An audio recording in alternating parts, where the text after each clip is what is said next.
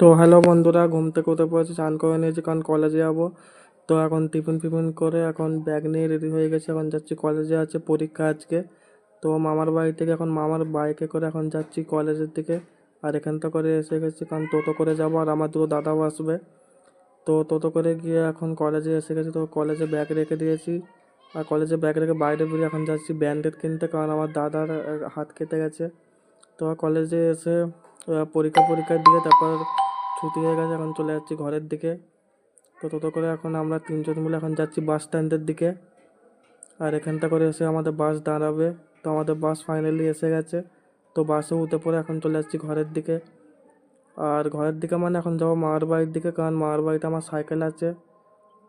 তো এখন সাইকেলে করে এখন চলে যাচ্ছি ঘরের দিকে। আর ঘরে এসে মুখ হাত পা ফ্রেশ হয়ে তখন যাচ্ছি ভাত খেতে। আর আজকে ছিল ভাত, মাছ আর আলু ভাতে, তো খাওয়া দাওয়া কমপ্লিট হয়ে গেছে।